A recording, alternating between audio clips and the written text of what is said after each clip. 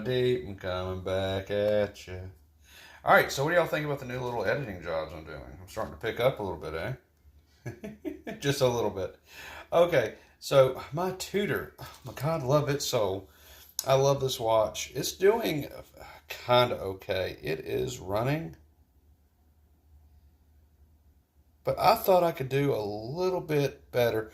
Like I thought I could fill in where that loom is missing, make it look a little better. And I also wanted to check the waterproofness of its case. And we're going to do that today before we get into the bigger stuff because I may decide to go ahead and do a little bit more of this watch. I do notice that at times it does stop. It doesn't want to behave itself 100% all the time. So that's telling me that there's some oil buildup and we need to do a little bit of cleaning of the parts. So I'm thinking I'm going to do that today. So let's get into it. This is kind of like the intro. We're going to be doing the waterproofing part. That is what I want to do today. We're going to waterproof this case and see how it will do. I have also taken care of the movement spacer on this particular Tudor. The original spacer did come with it. I had the screws for it. I had polished the movement spacer up a great deal. It's not 100% the way I want it, but it is a lot better. It is very shiny, and of course that will go inside there and keep it from jiggling around. And if you remember right, I had a plastic spacer put in it temporarily. So I'm going to try to see if I get this to fit into this watch. We're going to see. Hopefully that will be a yes on that. Set that off to the side. So I'm going to go ahead and we're going to start by first, I'm going to remove it from its case. Something I really don't like to do, especially on a vintage movement dial and hands that are functioning 95% of the time, but every so often it does want to hang up. Perhaps I should leave well enough alone on this and let it be. I want to let you decide that in the comments below. Tell me if you think I need to go ahead and service this wristwatch. It does work 95% of the time. When it gets cold, however, until my wrist warmth warms up the oils on the inside, it does not. So you tell me what you want me to do with that, and we will go for it. So I'm going to go ahead and start breaking this watch down. This is the intro to it. Let's get into it together right now. And I'm going to zoom out just a little bit, and we're going to go ahead and I'm going to remove the movement from its case. Right now, as I said, it's got a plastic spacer in there. That plastic spacer is doing its job, but I think what we need to do is add the brass to it if I can. And on this brass movement ring, I'm probably going to have to mill it down just a little bit more on the edges because it's a tight fit. I think it may fracture either the crystal or crack the steel on this. I do not want to do that because I do like this case that it is in. So I'm going to go ahead and start working on that. Let's see what we can do here together. This should snap on down. If it can. Looks like it's just going to go that far. Doesn't want to fully cooperate with us. So that's okay. I think I can get it out through there. It should come all the way down, you would think, but it's not doing that. I'm not going to force the issue. Maybe I should remove it from this end. I think it's probably the best way I'm going to do it. So I'm going to get in there and see what I can do. Let's find the correct thingy-maboo I can do. I think, yeah, that's perfect. So I'm going to go ahead and take that out.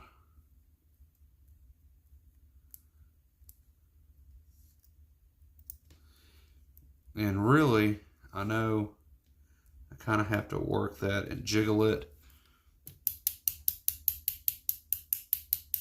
If it'll even come out, it's in there pretty good. So when I made this, I made it pretty well.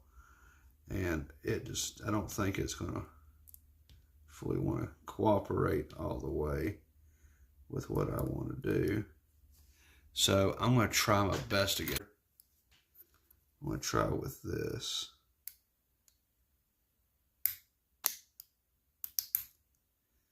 I'm trying to pull that pin out. It doesn't want to go all the way. There we go. There's more exposed. And maybe if I press it down like that, it can come out.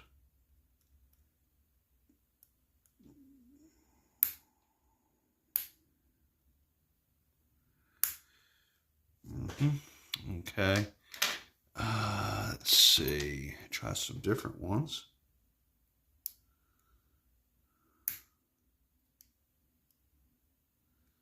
There we go. It is coming. I kind of press that down a little bit. And if I grab hold of it, like so, there we go. Got it. Ooh, that is a lot. So, let's see what we can do now.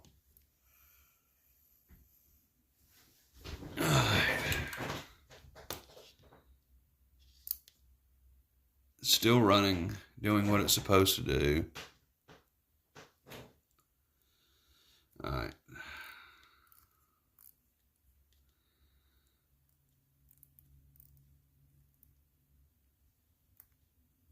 There we go. I'm going to take the back off this watch. Let's see. Let me get a better, much firmer grip on this. I think I put this on really tight last time. Yes, I did. My goodness. Woo. That was on tight. So let's see what I can do.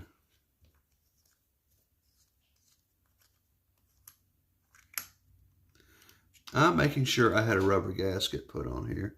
See, there is the movement ring I had originally put on there. Now, I, of course, you can see it is a Tudor movement. I do have things here. I want to make sure this case is going to be the way I want it. Now, I know I got that crown put on it either. Let me find my other utensils. The ones my wife gave me. Here we are.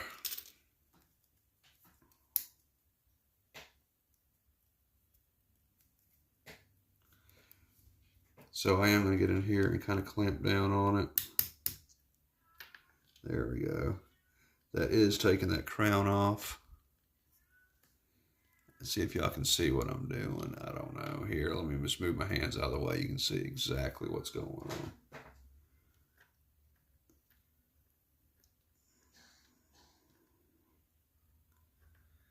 Doing this like that. There we go. We got it out. I got it by this right here.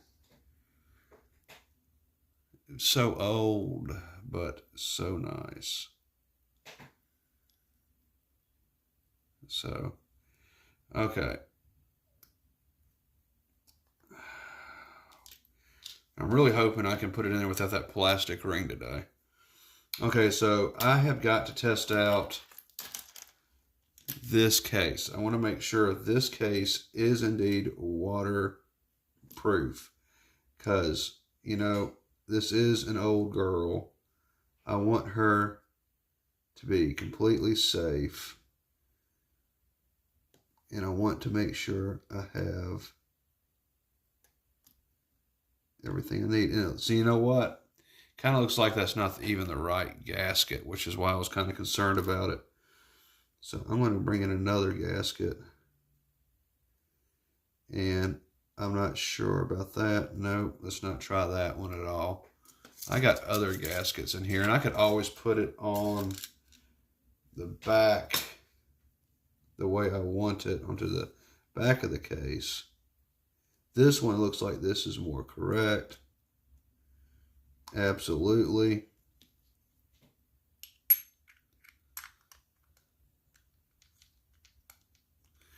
And I want to make sure that I do a correct job on it.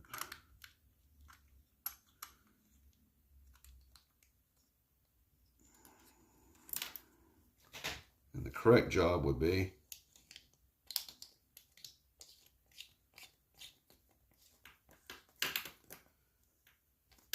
there we go.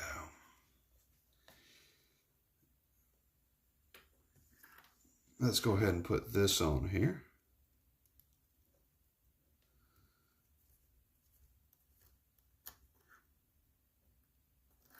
Okay, now it's time for this to go for a swim. And let's get it on over to the water tester jar. Or I call it my water pressure tester. But it's just a jar with water in it, Cheetos jar. I do have a tire pressure that increases the amount of atmospheres. Not doing that right now. We're just going for a simple submersion. Here we are. That is the effect of movie magic. We're now at my little jug. I am unscrewing the top. We're taking this top off, and I got my little Submariner. That's just kind of showing people what it can and can't do.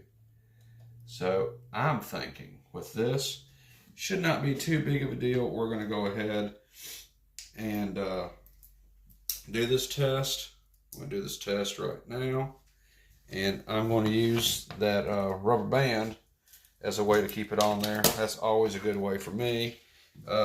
Won't chafe, won't hurt, won't do anything to the case itself or the band, which is why I like it so much. So I'm going to go ahead now and attach it on there. I want to see what it will do, and I know y'all do too. So we're going for the submersion test. I want to see exactly what this will do. And now I've got it sitting over there. It's submerged. We're going to zoom in on it, and we're going to watch it carefully. I want to make sure that this case does not fill up with water. That is point of being a Rolex oyster case. And we all know this is a replica oyster case, but nonetheless, it should serve the same function. I am watching it and watching it and watching it, and I don't see anything happening at all. It looks like it is indeed keeping water out. Not so much as a drop is entering this case, which is always good. Zoom in a little bit more. You can all take a look with me. And I see absolutely nothing happening inside. Do you? No, sir, no, ma'am. Nothing's happening. So I know for sure now, if I should fall into a river, go swimming, take a shower, anything else like that, as long as that crown is secure on this case, it will not leak. Here we are now at a different view of it. And let me see if I can snake it around. I guess not. It's just kind of showing a reflection. There we go. You can kind of see what I'm looking at now. Let's take a look at where the stem goes into the watch. As you can see, no water is entering this case at all. We are absolutely fine so far. We're going to go ahead and we're going to remove the case now. There's really no point in keeping it in there much longer. There's nothing happening at all. It's doing just fine. So I am very pleased with that. I'm going to dry this watch off. At least the case part of it. It's not really a watch without the rest of it in there now, is it? So go ahead and get this part of it dry. I am going to let it sit out and let the water evaporate before I take it back to the counter. I think that would be a very smart move. I want no moisture near that Tudor movement whatsoever. I know that is something that everybody can agree on. So I'm going to set this right here. I've got it sitting on top of the canister. I'm going to let it sit. We're going to let water evaporate. I'll come back with a part two. And then we can move on to the next phase for this Tudor servicing that I have planned.